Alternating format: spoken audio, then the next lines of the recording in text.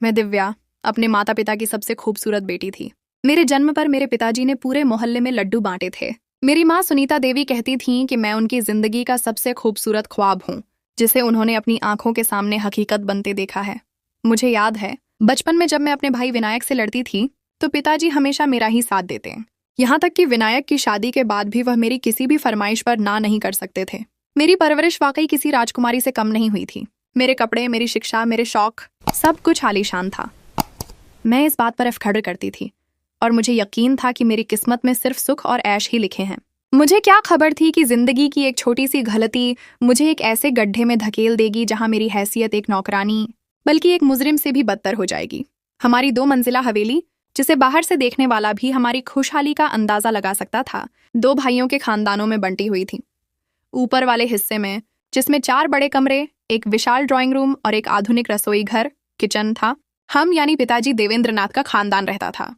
पिताजी, जो एक सफल व्यवसायी बिजनेसमैन थे, ने यह हिस्सा अपनी मेहनत की कमाई से तैयार करवाया था।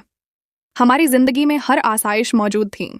बेहतरीन गाड़ियां, नौकर चाकर और साल में 2 बार विदेश की सैर। मेरे बड़े भाई विनायक, जो अब शादीशुदा थे, और उनकी पत्नी रीति और छोटी बेटी विद्या थीं, भी पिताजी के कारोबार में उनका हाथ बंटाते थे। विद्या, जो उस वक्त 5 साल की थी, घर की रौनक थी। नीचे का पोर्शन, जो अपेक्षाकृत छोटा और पुराना था, मेरे चाचा जी गोपाल दास, जिन्हें हम काका जी कहते थे, और उनकी फैमिली का ठिकाना था। काका जी एक सरकारी क्लर्क थे और उनकी आमदनी हमारे मुकाबले में बहुत कम थी। उनकी पत्नी मेरी चाची लक्ष्मी देवी बहुत ही सादा मिजाज और धार्मिक महिला थीं। उनके 2 बेटे थे। बड़ा बेटा सुनील, जिसने MA कर रखा था मगर नौकरी की तलाश में था, और छोटा बेटा विकास, जो उस वक्त BA के आखिरी साल में था। सुनील में थोड़ा घुरूर था, शायद बेरोजगारी की वजह से, लेकिन विकास निहायत संवेदनशील, संजीदा और शालीन लड़का था। हमारी माली हैसियत में स्पष्ट फर्कन के बावजूद दोनों घरानों में रिश्तों की मजबूत डोर कभी नहीं टूटी थी। पहला झटका, माँ का घुरूर और विकास की शर्मिंदगी। कुछ साल पहले, जब मैं BA की छात्रा थी और सिर्फ 19 बरस की थी, काका जी ने एक दिन शर्माते हुए पिताजी से मेरे लिए सुनील का रिश्ता मांग लिया। ये बात मेरे लिए हैरान करने वाली थी, क्योंकि मैं कॉलेज में पढ़ रही थी और सुनील 3 साल से घर बैठा था। विकास के इम्तिहानों में यूनिवर्सिटी में टॉप करने की खुशी में हम सब एक शाम नीचे काका जी के घर बधाई देने गए थे। एक मामूली सी सांस्कृतिक संध्या सजी थी। आंगन में सजी कुर्सियों पर हम सब बैठे थे। चाची जी ने बड़े प्यार से चाय और मिठाई पेश की, और जब माहौल खुशगवार हुआ तो काका जी ने दिल थाम कर औपचारिक तौर पर रिश्ते का मामला छेड़ा। भाई साहब, मैं तो बस अपने दिल की ख्वाहिश कह रहा हूँ। मैंने सोचा कि दिव्या घर की बेटी है और सुनील को भी कोई अच्छा रिश्ता नहीं मिल रहा, काका जी ने हिचकिचाते हुए कहा। काका जी की बात अभी पूरी भी नहीं हुई थी कि मेरी माँ सुनीता देवी एक आंधी की तरह उठी। उनके चेहरे पर घुरूर और गुस्से का मिला जुला भाव था। गोपाल दास, तुम्हारी हिम्मत कैसे हुई मेरी दिव्या का रिश्ता मांगने की? माँ की आवाज में तेज धार थी। मेरी बेटी, जिसे मैंने चांदी की चम्मच से खाना खिलाया है, उसे तुम एक बेरोजगार के साथ बांधना चाहते हो, जिसे 2 वक्त की रोटी भी ढंग से नहीं मिलती? तुम्हारी क्या औकात है कि तुम मेरी बेटी को सुख दोगे? माँ ने फिर सबको सुनाया। आज आप सब लोग कान खोलकर सुन लें। मेरी दिव्या का रिश्ता इसके मामा के बेटे, मेरी करोड़पति बहन के बेटे कमल से तय हो चुका है। वह रिश्ता हर लिहाज से मेरी बेटी की शान के लायक है। यह कहकर माँ ने एक लम्हे की भी देर नहीं की और तूफानी अंदाज में ऊपर हमारे पोर्शन की तरफ बढ़ गईं। उनकी बात ने महफिल को तबाह कर दिया। एकदम से सारा आंगन शोकग्रस्त हो गया, जैसे किसी ने तेज रोशनी को एकदम बुझा दिया हो। मैंने उस वक्त देखा, सुनील के चेहरे पर गुस्से से ज्यादा बेबसी थी, जबकि विकास, जो एक कोने में सर झुकाए बैठा था, उसका चेहरा शर्मिंदगी और गहरे दुख से लाल हो गया था। वह एक संवेदनशील लड़का था और माँ की बातों ने उसकी ईगो को बुरी तरह कुचल दिया था। मुझे इस लम्हे विकास की हालत देखकर अजीब सा एहसास हुआ, जैसे मैं खुद इस बेइज्जती की जिम्मेदार हूँ। शादी की बात का झगड़ा खत्म हुआ तो मैं कुछ दिनों के लिए खुद में गुम होकर रह गई। मैं माँ के गुस्से और विकास की शर्मिंदगी के बीच खुद को कसूरवार महसूस कर रही थी।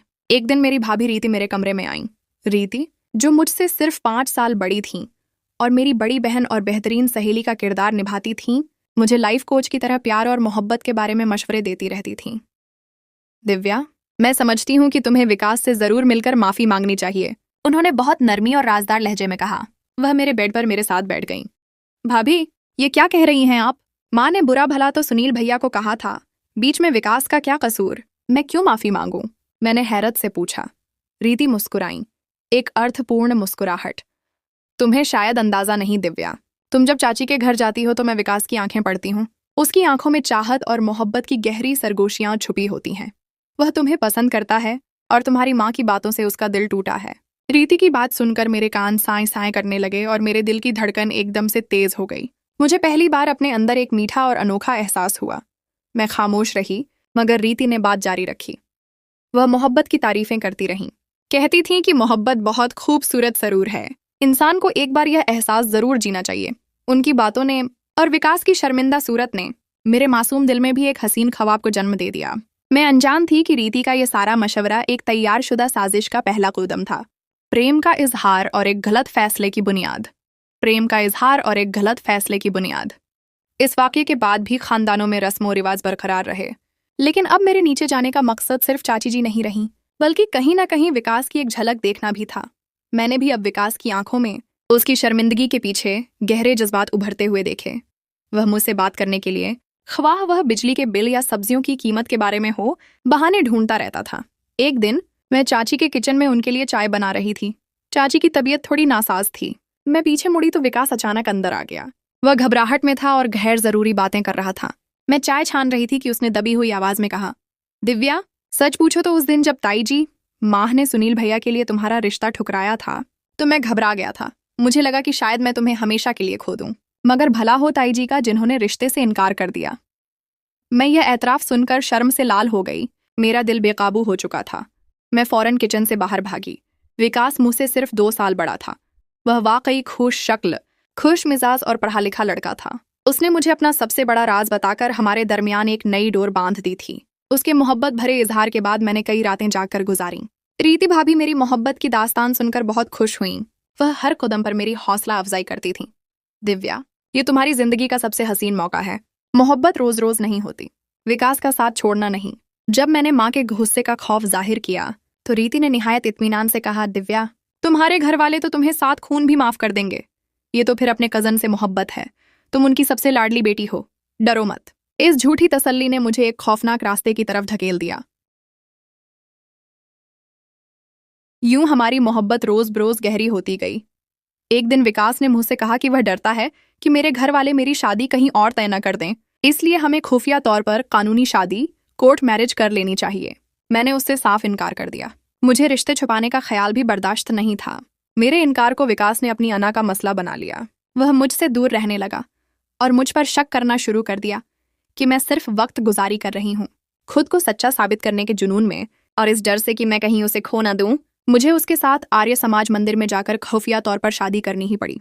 यह मेरी जिंदगी का सबसे जल्दबाज और तबाही लाने वाला फैसला था। इस राज में मैंने सबसे ज्यादा भरोसा अपनी भाभी रीति पर किया। दरहकीकत रीति ने ही मुझ पर यह लगातार दबाव डाला था कि मैं अपनी मोहब्बत को किसी कीमत पर न खोऊं, वरना वह मुझसे नाराज हो जाएंगी। मैंने समझा रीति मेरी दोस्त है। मैंने उसे साजिशी के किरदार में नहीं पहचाना। शादी के बाद का दौर मेरी जिंदगी का सबसे जज्बाती और रूमानी दौर था। जवानी, मोहब्बत और खुफिया शादी, मैं किसी सपनों की दुनिया में रह रही थी। ये हसीन ख्वाब तब टूटा जब मेरी तबीयत अचानक बहुत खराब रहने लगी।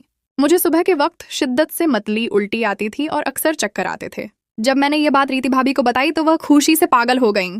दिव्या, मुझे लग रहा है तुम उम्मीद से हो, तुम माँ बनने वाली हो। रीति ने मुझे गले लगा लिया, मगर मुझे उनकी खुशी में कोई खुशी महसूस नहीं हुई। यह सुनते ही मुझ पर गोया आसमान टूट पड़ा। ये कैसे हो सकता था? मेरे घर वालों को मेरे खुफिया शादी का इल्म नहीं था और मेरी अभी रुखसती भी नहीं हुई थी।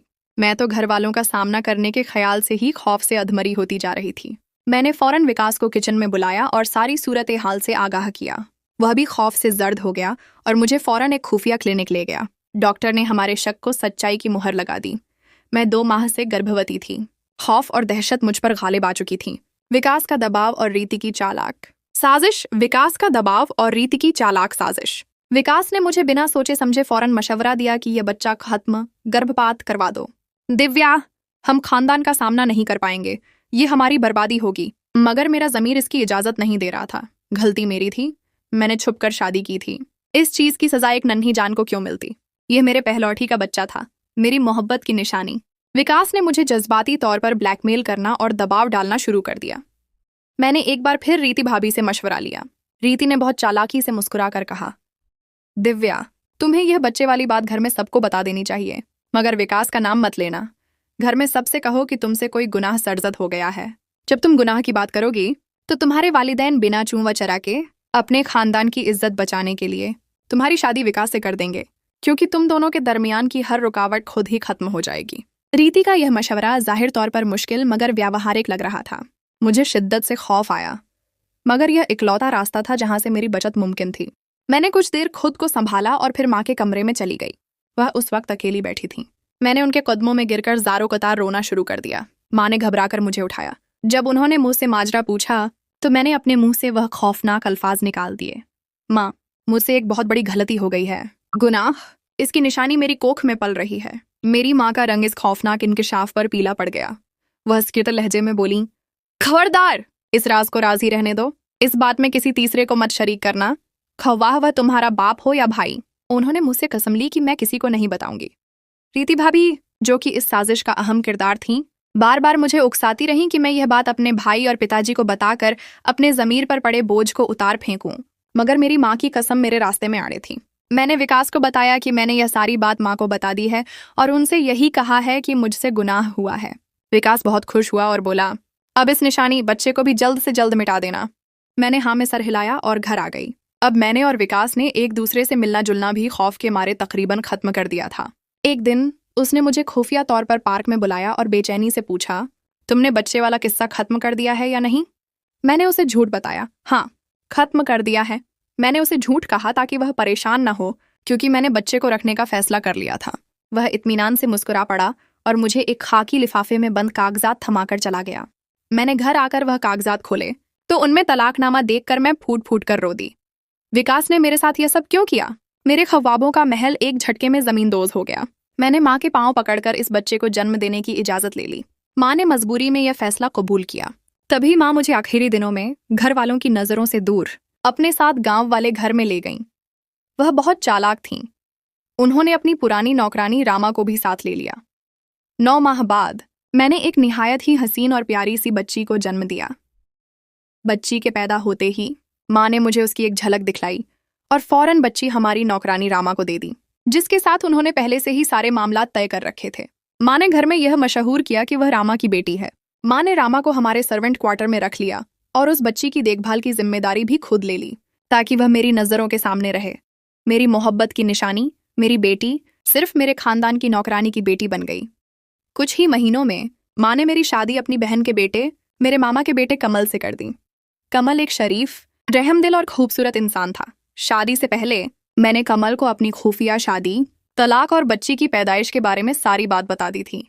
वह सब कुछ जानता था, मगर इसके बावजूद उसने मुझे निहायत इज्जत और मान के साथ ब्याह कर ले गया। कमल ने कहा कि वह मुझसे बचपन से ही खामोश मोहब्बत करता था। मोहब्बत के लफ्ज़ पर तो अब मुझे यकीन रहा ही नहीं था, लेकिन मैं कमल की एहसानमंद थी कि उसने मुझे जलील होने से बचा लिया। उन दिनों मेरी शादीशुदा जिंदगी में रुकावटें डालने का सिलसिला जारी रहा। कमल को वक्त न वक्त गुमनाम खात तार आते थे, जिनमें मेरी खुफिया शादी, तलाक और बच्चे के बारे में नाकाबिल यकीन इंकिशाफात होते थे। लेकिन भगवान का लाख लाख शुक्र कि कमल ने कभी इन चीज़ों पर कान नहीं धरे। वह हंसकर कहते थे, दिव्या, कोई तुम्हारा बहुत ही बड़ा दुश्मन है जो तुम्हें तबाह बर्बाद कर देना चाहता है। मैं हंस पड़ती और कहती, मैंने किसी का क्या बिगाड़ा है जो कोई मुझसे दुश्मनी करेगा? मुझे नहीं मालूम था कि वह दुश्मन कोई और नहीं, मेरी अपनी भाभी रीति है। मैं माँ के घर जाकर अपनी बच्ची से मिलती थी। मेरी बेटी का नाम अरुणा रखा गया था। अरुणा मेरे घर में भी अक्सर आया करती थी, जिसे सब रामा की बेटी समझते थे। यह राज सिर्फ मैंने माँ के जबर और मिन्नतों पर रखा था, वरना मैं तो रीति भाभी से भी कुछ नहीं छुपाती थी। वक्त बहुत तेजी से गुजर गया। मैंने कमल के साथ अपने 2 बेटों को जन्म दिया। सुनील भैया के घर में भी 3 बच्चों की पैदाइश हो चुकी थी, मगर विकास की अभी तक शादी नहीं हुई थी। वह अब भी बेरोजगार था, जैसे उसकी किस्मत को जंग लग गया हो। मुझे उसकी हालत देखकर अफसोस होता था, चाहे उसने मेरे साथ कितना ही बुरा किया हो। अरुणा 18 बरस की हो चुकी थी, जबकि रीति भाभी की बेटी ईशा 20 बरस की हो चुकी थी। दोनों लड़कियां बेइंतहा हसीन और लायक थीं। ईशा के लिए जगह जगह से रिश्ते आ रहे थे, मगर वह मजीद तालीम हासिल करना चाहती थी।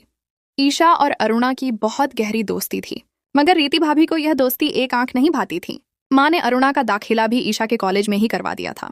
भाभी ने उस दिन घर में एक बड़ा तूफान बर्पा कर दिया कि यह कैसे हो सकता है कि उनकी बेटी और एक नौकरानी की बेटी एक ही कॉलेज में पढ़ें। मैं भाभी की इस नफरत अंगेज और घटिया सोच से बहुत हैरान हुई थी। खैर, माँ अपने फैसले से बिल्कुल पीछे नहीं हटी थीं। अरुणा उन्हें भी बहुत अजीज थी। माँ ईशा से भी बहुत मोहब्बत करती थीं, इसलिए ईशा की 21वीं सालगिरह को बहुत धूमधाम से मनाने का सोचा गया। घर की छत पर शानदार इंतजाम किया गया था। काका जी के घर से भी सभी अफराद मौजूद थे और भाभी के मायके से भी काफी लोगों को दावत दी गई थी। खुशियों के इस माहौल में भी भाभी ने रंग में भंग डाल दिया। उन्होंने सख्ती से मना किया था कि उनकी बेटी की खुशी में अरुणा शामिल नहीं होगी, लेकिन माँ एक बार फिर अड़ गईं।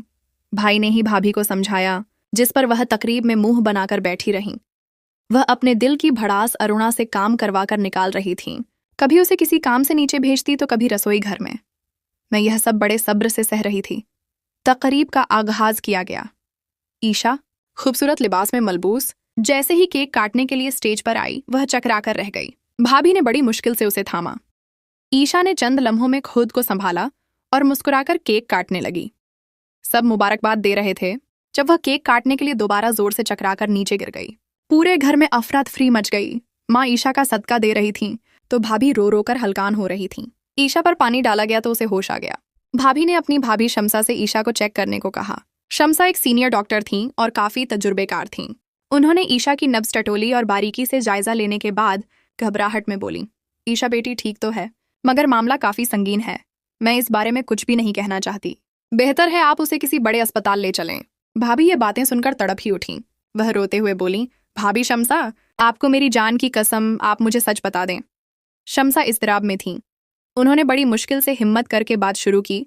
हो सकता है कि मेरा तजुर्बा गलत हो, मैं दुआ करती हूँ कि गलत ही हुआ हो, मगर मेरा तजुर्बा यही कहता है कि ईशा उम्मीद से है गर्भवती। ये बात सुनकर हर एक पर जैसे मौत की सी खामोशी छा गई। भाभी अपना सीना पीटने लगीं। उनका घुरूर और तकब्बुर एक झटके में टूट गया। तभी अचानक अरुणा की दिल दहला देने वाली चीखों की आवाज नीचे से सुनाई दी। वह नीचे चाची जी के घर गई हुई थी। सब ईशा को भूलकर नीचे की जानिब दौड़े। नीचे पहुंचकर मैंने अरुणा को डरा हुआ और सहमा हुआ पाया। वह हमें देखकर भागकर माँ के गले से जा लगी। सामने ही मुजरिम बना विकास खड़ा था, जिसके चेहरे पर खौफ और नदामत के मिले जुले तासुरात थे। मैंने अरुणा से पूछा, तुम क्यों चीख रही थी?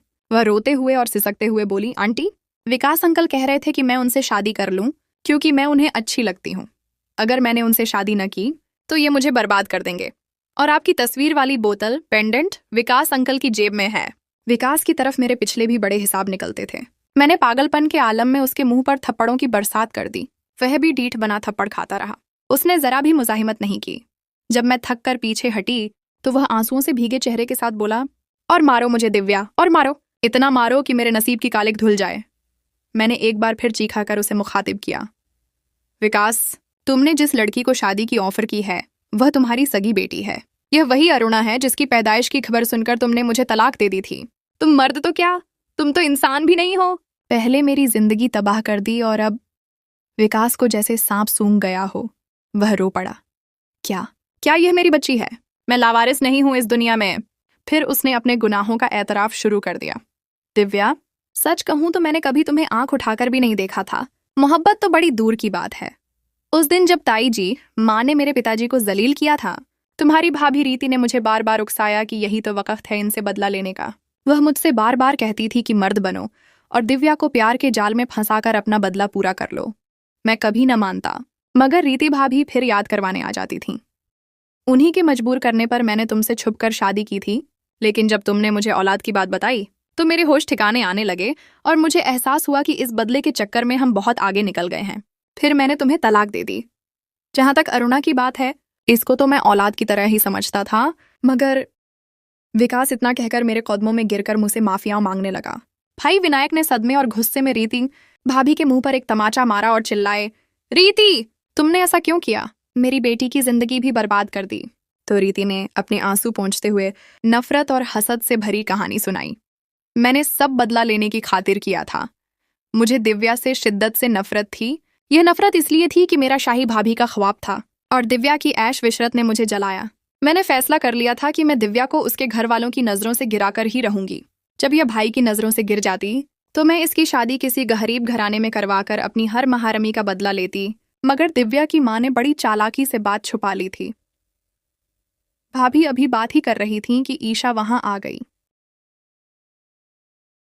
उसका चेहरा आंसुओं से भीगा था।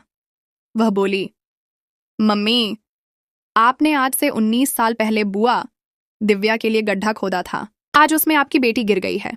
मैंने अपने कॉलेज के चौकीदार गार्ड रेशमी से खुफिया शादी की है और मेरे पेट में उसी का बच्चा पल रहा है। यह बात सुनकर सब दम्बखुद रह गए। मैं इन सब बातों सुनकर फिर पागल होने ही वाली हो गई। मैंने खामोशी से कमल को साथ लिया और वहां से चली गई। मुझे इस खानदान में अब एक लम्हा भी नहीं रहना था। बाद में माँ ने ही मुझे बताया था कि ईशा की रुखसती उस चौकीदार के साथ कर दी गई थी। भाई ने रीति भाभी को तलाक दे दी, जबकि विकास को अपने की सजा का एहसास हुआ और वह शर्मिंदा होकर दुबई चला गया। मैंने कमल की रजामंदी से अपनी बेटी अरुणा को, जिसे वह रामा की बेटी समझती थी, अपने पास रख लिया और उसे अपना नाम दिया। हम सब हंसी खुशी रहते हैं, मगर किसी का दिल दुखाने वाले कहाँ खुश रहते हैं। रीति भाभी और विकास आज भी दर दर की ठोकरें खा रहे हैं, अपने गुनाहों की कीमत अदा कर रहे हैं। शादी के बाद जो गुमनाम कैशैत तार कमल को आती थीं, उनका राज भी जल्द ही खुलने वाला था। मेरे मामा दीपक नाथ, माँ के भाई, जो करोड़पति थे और जिनके बेटे कमल से मेरी शादी हुई थी, हमेशा एक पुरअसरार खामोशी ओढ़े रहते थे। वह हमारे सारे मामलात से बाखबर थे, मगर कभी दखल अंदाजी नहीं करते थे। एक शाम कमल को एक और गुमनाम खत मिला, जिसमें मेरी और विकास की खुफिया शादी की तारीख और आर्य समाज मंदिर का बिल्कुल सही जिक्र था। कमल ने हिम्मत करके पहली बार यह खत अपने पिता, मेरे मामा दीपक नाथ को दिखाया। मामा ने खत को देखा और एक लंबी सांस लेकर कहा, कमल, ये खतूत रीति ने नहीं भेजे हैं। ये भेजने वाला तुम्हारा छोटा भाई संदीप है, जो उस वक्त विदेश में MBA कर रहा था। हम दोनों हैरान रह गए। संदीप का मेरी जिंदगी से क्या लेना देना? मामा ने वजाहत की कि संदीप को यह खौफ था कि कहीं विकास और मेरे दरमियान का रिश्ता दोबारा बहाल ना हो जाए, जिससे कमल की जिंदगी में मजीद मसाइल पैदा हों। संदीप अपने भाई कमल से बेइंतहा मोहब्बत करता था और वह मेरी हिफाजत को भी अपनी जिम्मेदारी समझता था। इसलिए वह मेरे और कमल के दरमियान के राजों को वक्त न वक्त याद दिलाकर दुश्मन को भागने पर मजबूर कर रहा था। इस इंकिशाफ से एक नई हकीकत सामने आई। रीति एक साजिशी थी, लेकिन मेरे मुहाफिज भी पोशीदा थे। विकास के दुबई जाने के बाद उसकी बेरोजगारी के दिन भी खत्म होने वाले थे। वहीं एक नए किरदार का हमारी कहानी में इजाफा हुआ, विनोदनी, मेरे भाई सुनील की पत्नी। सुनील ने विकास की रवानगी के बाद हालात से घबराकर फौरन विनोदनी से शादी कर ली थी, जो एक खुददार और तेज तर्रार औरत थी। वह विकास से पहले ही शादी करना चाहती थी, लेकिन विकास ने हमेशा उसे टाला था। विनोदनी घर में आते ही तकब्बुर और घुरूर की नई लहर लेकर आई। उसका रवैया सबसे, खास तौर पर मेरी माँ सुनीता देवी से, बहुत बुरा था। वह सुनील को भी माँ के खिलाफ भड़काती रहती थी और चाची लक्ष्मी देवी को पुराने और गरीब होने का ताना देती थी। विनोदनी की आमद के बाद घर का माहौल एक तारीक पिंजरा बन गया। उसने घर के माली मामलात में भी दखल अंदाजी शुरू कर दी, जिससे मेरे पिताजी देवेंद्र नाथ को गहरा धक्का लगा।